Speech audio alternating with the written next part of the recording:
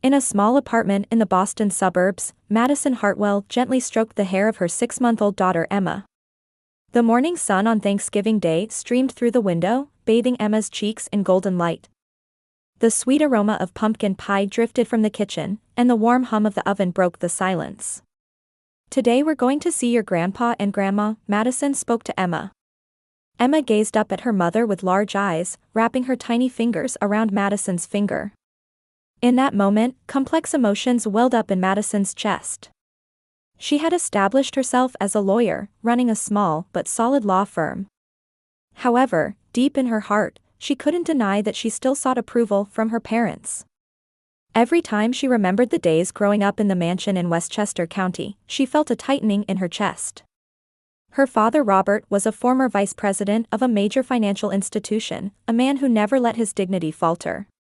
Her mother Patricia was known in the affluent neighborhood as the ideal wife, devoted to charitable activities. Both always demanded perfection and valued the family's reputation above all else. When Madison was a child, every night in the Hartwell family dining room, her father would talk about work while her mother shared social circle events. Madison met their expectations as an honor student, graduated from a prestigious university, and achieved excellent grades in law school. Her parents proudly introduced her to friends, calling her "War Pride and Joy." But everything changed 2 years ago. When Madison became pregnant and decided to divorce her husband Bradley, her parents' love turned cold as ice. It was a decision she made because she couldn't bear Bradley's infidelity and violence, but for her parents, what mattered was the fact of divorce itself. "Being a single mother is shameful. I can't face the neighbors," her mother Patricia said coldly. Those words still remain as deep wounds in Madison's heart. Her father Robert's words were even more cruel. "I have no use for a failure like you. If you intend to disgrace the Hartwell name, never darken our doorstep again." Since that day, Madison hadn't seen her parents once. When Emma was born, she sent news of the birth, but received no reply. Still, she couldn't give up. She believed that on a special day like Thanksgiving, surely her parents would open their hearts. While watching the steam rise from the pumpkin pie in the oven, Madison remembered the recipe her grandmother had taught her. Her paternal grandmother was a gentle woman who often cooked with Madison when she was little. "Family supports each other no matter what," was her grandmother's favorite saying. The pie she was bringing today was also filled with thoughts of that grandmother. As she placed Emma in the stroller and carefully wrapped the homemade pie, Madison told herself, "Today will be different. Surely her parents will melt at Emma's adorableness and accept them as family. They're blood relatives, after all, love should triumph in the end." When closing the apartment door, Madison offered a small prayer, "May today be a new beginning. May my parents be part of the future Emma and I walk together." The morning air on Thanksgiving was crisp and cold, gently caressing Madison's cheeks. Emma was dressed in a new cream-colored dress with a small lace bonnet, looking as adorable as a porcelain doll. Madison chose an elegant navy blue dress for herself as she made final adjustments in front of the mirror, remembering her mother Patricia's frequent saying, "Dignity is reflected in one's appearance." In the car trunk, the pumpkin pie made from her grandmother's recipe was carefully packaged. Next to it sat another box quietly. A plain white box that looked unremarkable, but its weight told of something more than just a gift. Madison glanced at the box and took a deep breath. "Emma, today is an important day," Madison smiled at her daughter sitting in the car seat in the back. "Grandpa and Grandma will surely love you." As the car left the apartment parking lot, neighbors waved warmly. Mrs. Johnson, who lived in the neighboring apartment, was sweeping fallen leaves in her yard and happily rushed over when she spotted Madison's car. "Madison, it's Thanksgiving today.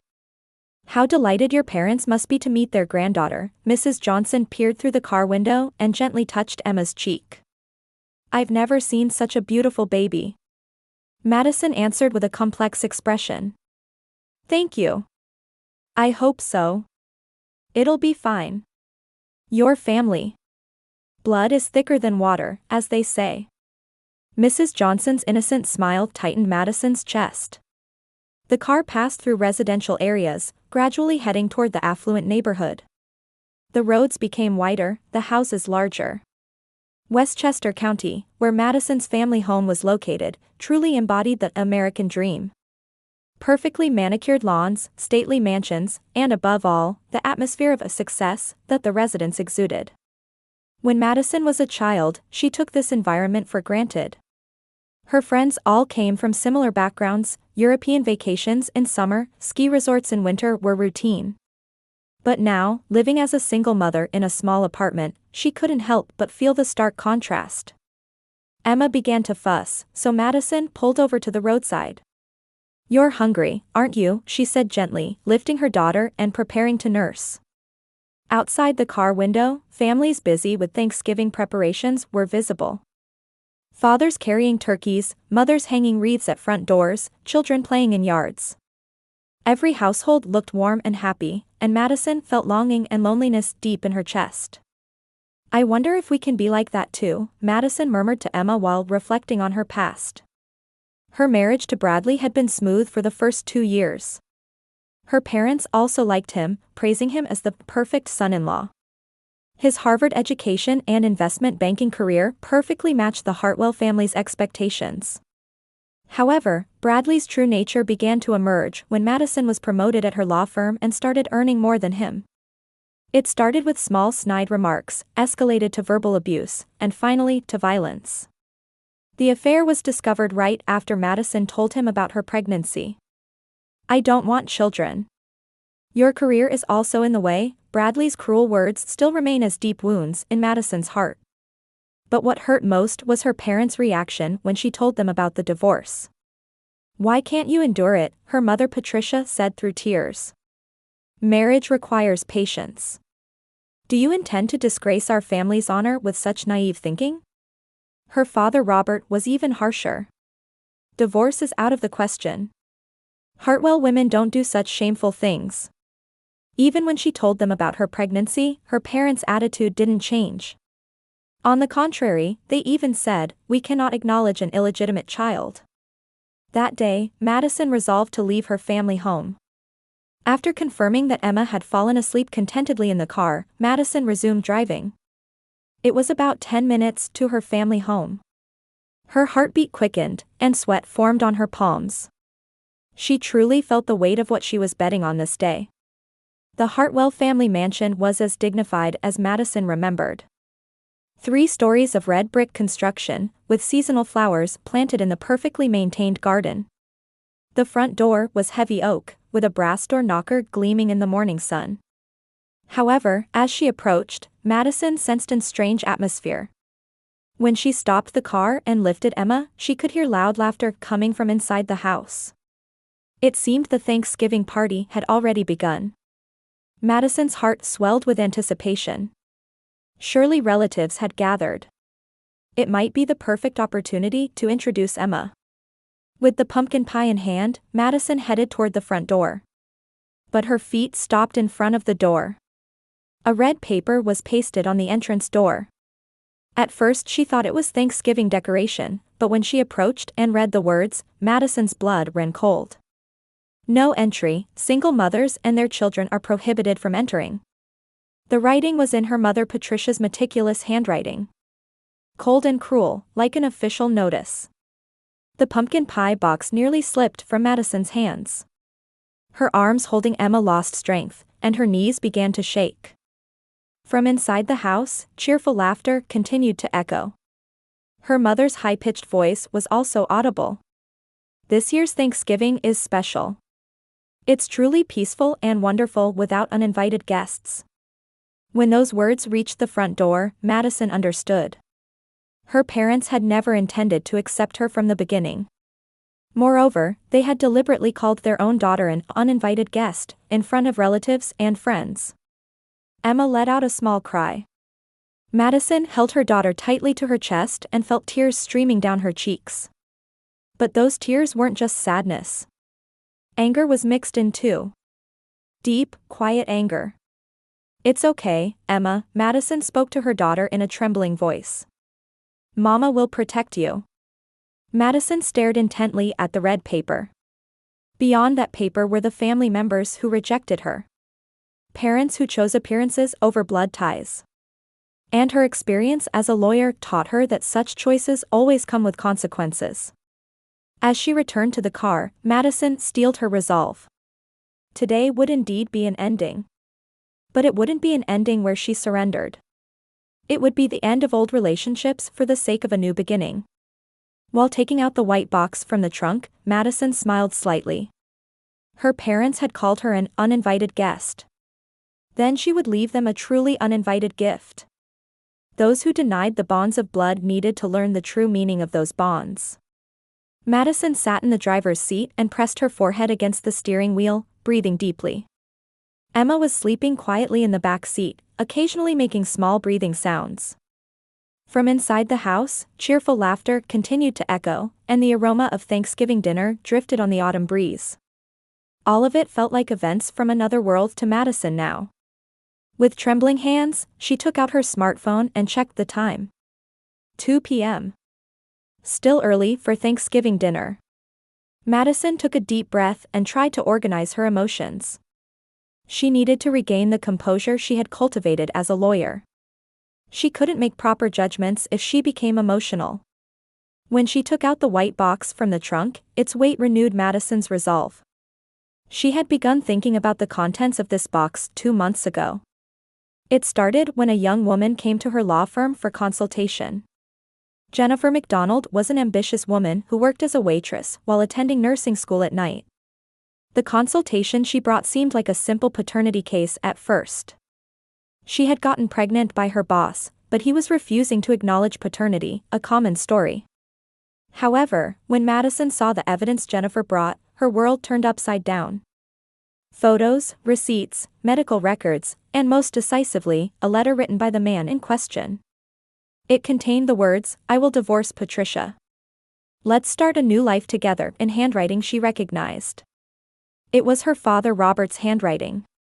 Madison declined to represent Jennifer due to conflict of interest, but she kept copies of all the evidence.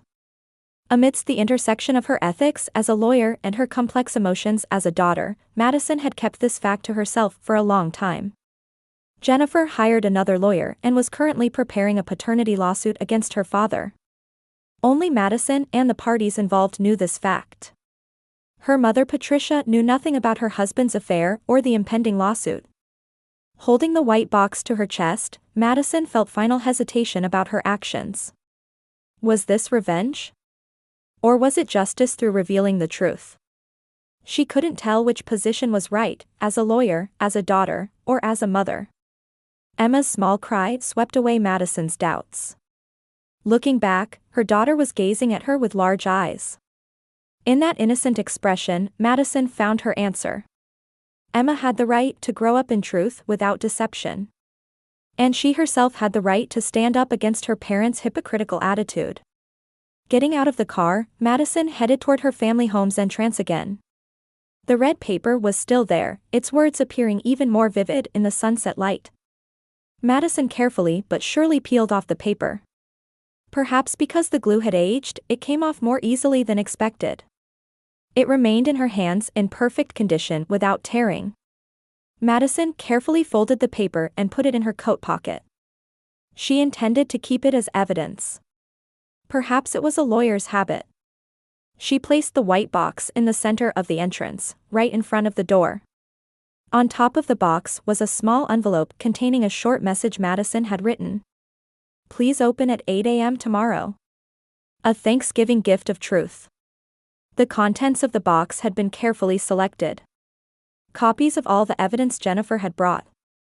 Photos of her father and Jennifer's secret meetings at hotels. Receipts for expensive jewelry and clothing purchases. Photos of pregnancy test results and obstetrician's diagnosis. And most decisively, her father's handwritten words of love and promises of divorce. Furthermore, as a lawyer, Madison had also prepared divorce papers for her mother Patricia. The alimony claim was for 70% of the marital assets. As compensation for mental anguish due to adultery and promises of bigamy, it was a perfectly justifiable amount. Legal procedure explanations were also enclosed. When she finished placing the box, Madison felt a strange peace. The burden she had carried in her heart for so long finally felt lifted. This wasn't revenge. It was disclosure of truth. And truth carries its own weight. From inside the house, her mother's voice could be heard. This really has been a wonderful Thanksgiving. No unnecessary worries. Madison smiled bitterly. Tomorrow, her mother's worries would increase dramatically. But that was merely the harvest of seeds they had sown themselves. Emma began crying in the car.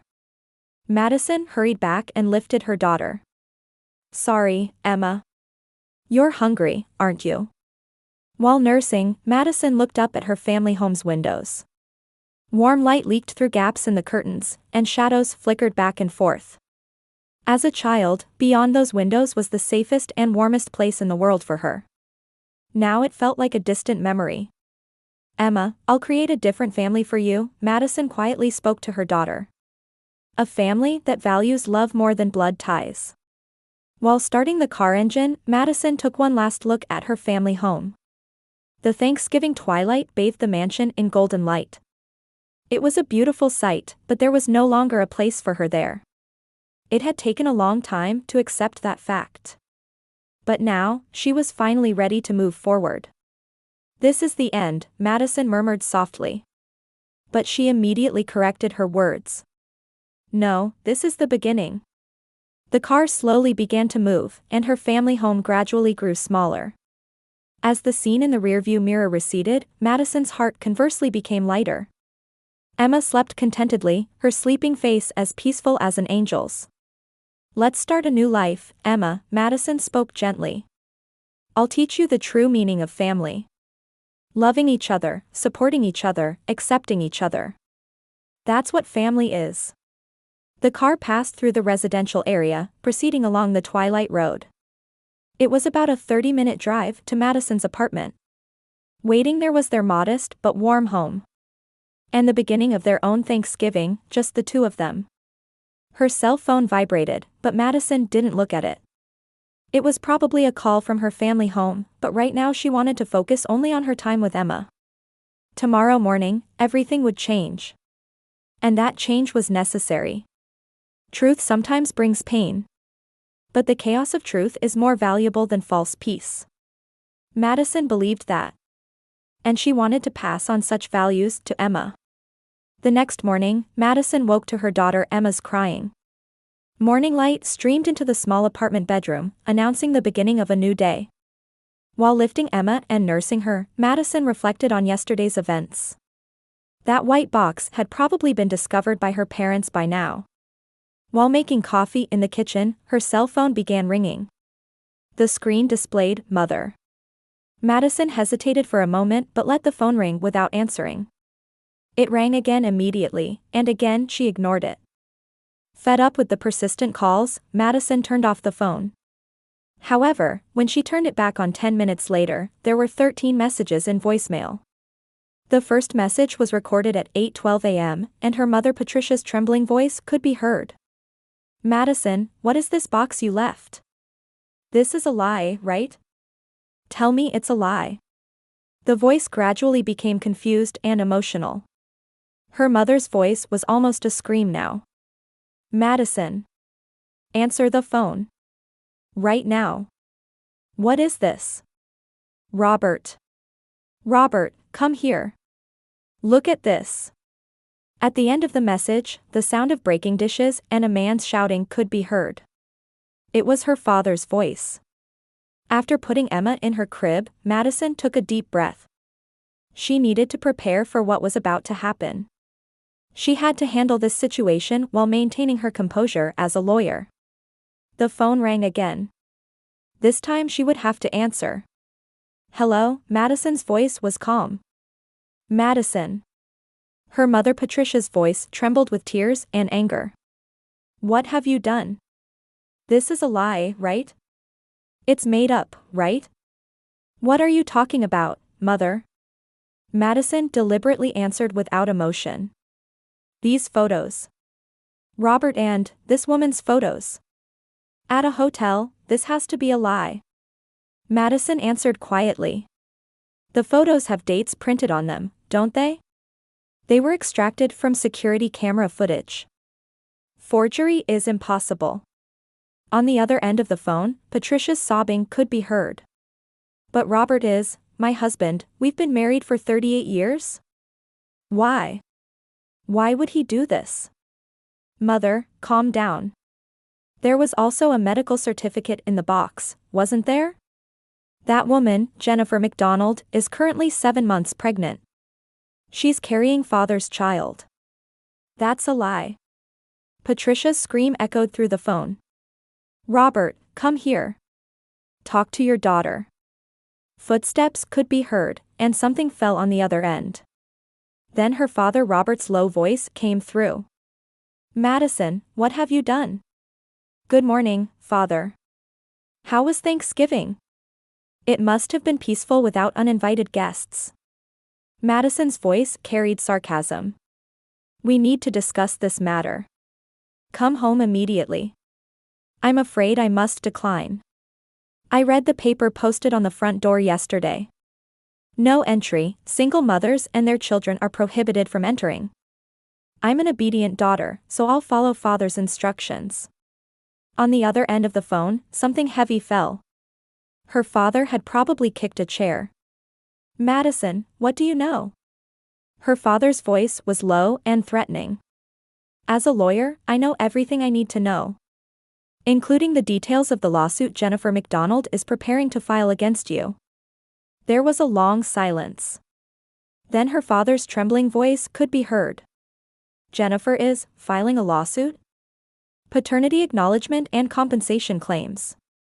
She claims you promised to divorce your wife and start a new life. There's evidence. Including your handwritten letters. Madison, this time her mother Patricia's voice could be heard. She seemed to have grabbed the phone. You knew, didn't you? Why didn't you tell me? Why did you keep quiet? Madison answered quietly. Single mothers aren't family, are they? I thought it wouldn't be appropriate for an outsider to interfere in family matters. But. Patricia's voice was strained. But I am. I'm your mother? Yesterday, the paper at the front door said a no entry. A mother wouldn't reject her daughter and grandchild like that. On the other end of the phone, something else broke. Dishes or glasses, expensive china scattered on the floor could be imagined. Madison, do you intend to destroy this family? Her father's angry voice could be heard. I didn't destroy it. You destroyed it. You betrayed your family, deceived your wife, and rejected your daughter. This is the result. Madison continued. By the way, Jennifer hired another lawyer. The formal complaint should arrive next week. It could become not just a civil case but a criminal matter involving bigamy promises. Bigamy promises? Patricia's voice trembled.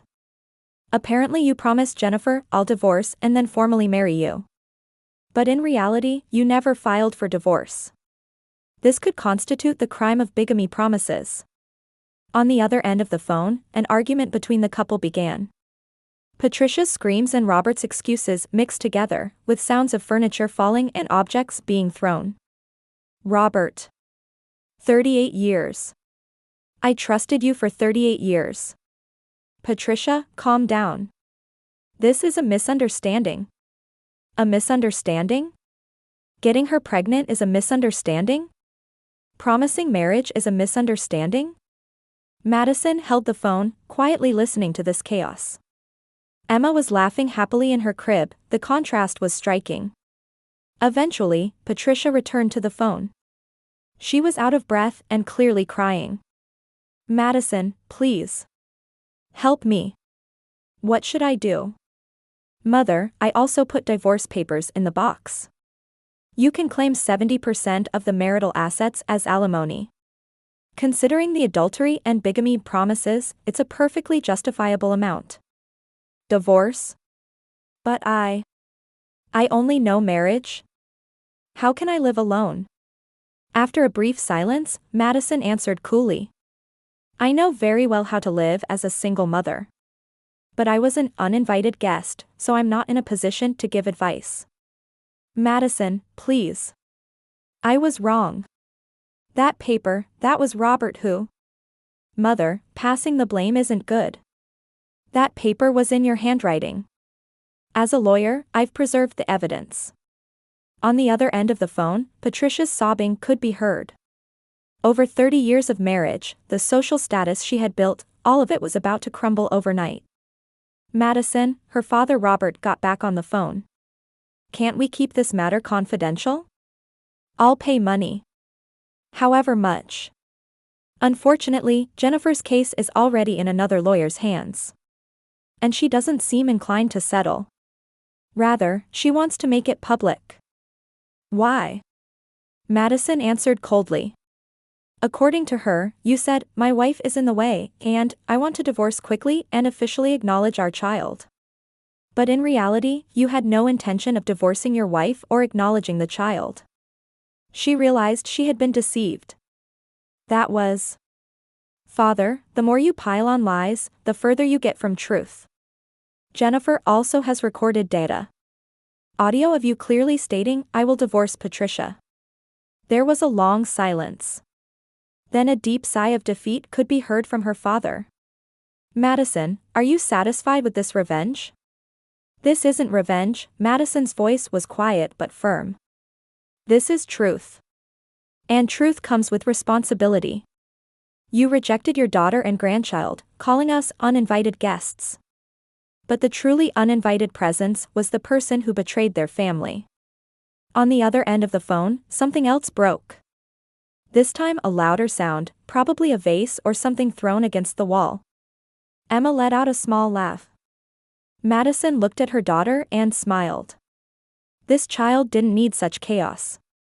It was a mother's responsibility to raise her in a loving, honest environment. Mother, father, I hope you'll learn from this experience. Family isn't built on blood ties alone. It requires love, respect, and honesty.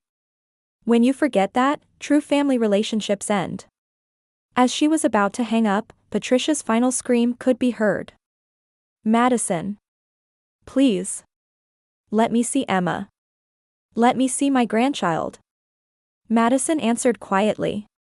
Single mothers' children were prohibited from entering. That decision remains unchanged. After hanging up, Madison lifted Emma. It's okay, Emma. We'll have a new family. A family with people who know true love. 3 months later, Boston was in the midst of harsh winter. Madison was reviewing final documents at her law firm while watching snow dancing outside the window. On her desk lay a newspaper clipping. The headline read, Former Financial Executive, Legal Battle Over Adultery and Bigamy Promises, Becomes Quagmire. The lawsuit between Robert Hartwell and Jennifer McDonald had attracted more public attention than expected. With decisive evidence, Robert's defeat seemed certain. To make matters worse, it became clear that Jennifer had been after money all along, and once the compensation was settled, she abandoned him and ran off with another man. Patricia hired a lawyer and filed for divorce mediation seeking division of marital assets. Robert, who lost most of the wealth built over 38 years, now lived alone in a small apartment. His former dignity was completely lost, and he was completely ostracized from local high society. Meanwhile, Patricia also lost her social status and continued to be looked upon with pity by her friends. The mansion was sold, and she too was forced to live in a modest condominium. On Thanksgiving Day the following year, Madison sat across from Emma in the dining room of their new home. Emma, now a year and a half old, was walking around confidently and speaking meaningful words like mama and dada. The law firm's performance was also going well, and Madison had been able to move to a larger house. The table was set with homemade Thanksgiving dishes. Though the turkey was small, the table for two was filled with warm love. Emma, thank you for staying healthy this year too, Madison smiled at her daughter. Emma clapped her hands happily, waving her spoon around. Just then, the front doorbell rang. Madison frowned. She hadn't expected any visitors on Thanksgiving evening. Leaving Emma in her high chair, she headed to the front door. When she opened the door, a familiar figure stood there. It was her mother Patricia. However, the elegant and perfect attire from a year ago had faded, and she now looked exhausted. Her once expensive coat was worn, and she wasn't wearing her usual pearl necklace. Madison, Patricia's voice trembled. Please. Let me see Emma, my grandchild. Madison answered without changing her expression. What do you want at this late hour? Single mothers' children were supposed to be prohibited from entering. Please, I was wrong then. I've lost everything. My husband, my house, my friends. But I don't want to lose you too. Patricia collapsed to her knees, sobbing at the doorstep. There was no trace of the former upper-class lady, just a lonely old woman. Madison looked down coolly. Real family would have accepted us from the beginning. Even with blood ties, without love, you're not family. You chose that. But I've changed. After losing everything, I finally understood what's truly important. Please, give me a chance.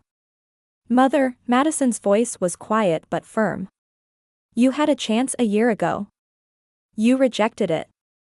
The consequences of discrimination and rejection come back as loneliness. You're experiencing that firsthand now. Patricia cried even more intensely. But Madison's expression didn't change.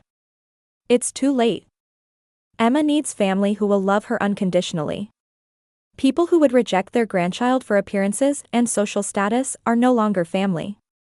Madison quietly closed the door. She could hear her mother calling outside, but she didn't look back. Returning to the dining room, Emma was looking at her mother with a worried expression. Madison smiled and lifted her daughter. It's okay, Emma. Just the two of us is enough. With real love, even two people can make a proper family. Outside the window, snow continued to fall quietly. Her mother's lonely figure grew smaller as she walked away. But Madison no longer looked back. At the table facing Emma, Madison spoke words of gratitude. Thank you for another Thanksgiving filled with love. Madison had learned through experience that true family is not about blood ties, but about bonds of love and respect. And she intended to pass that lesson on to Emma as well.